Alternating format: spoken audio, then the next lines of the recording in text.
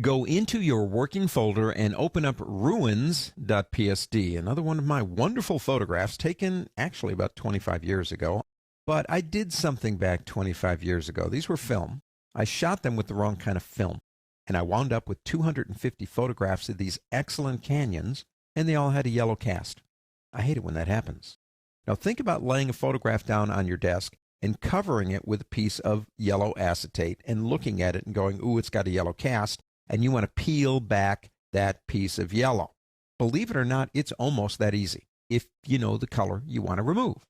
Let's go into our half moon icon and go to curves.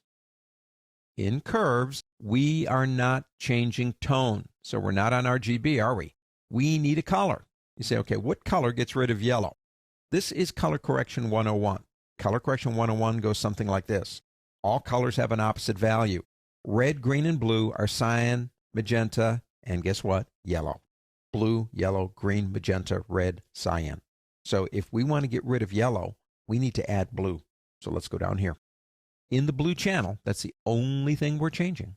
In a color cast, it covers the image exactly from left to right, top to bottom.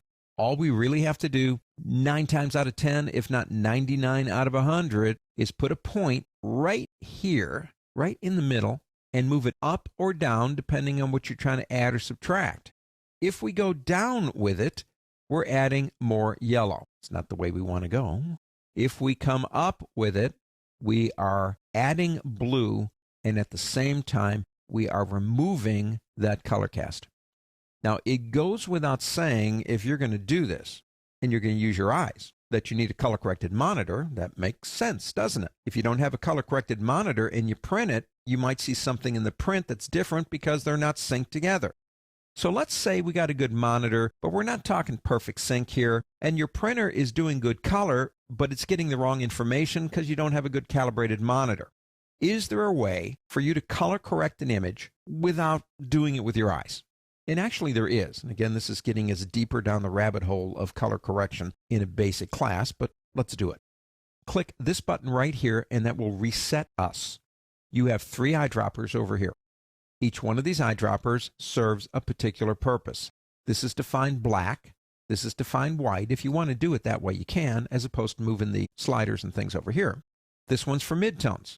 But the midtone one does something else, which I really do like.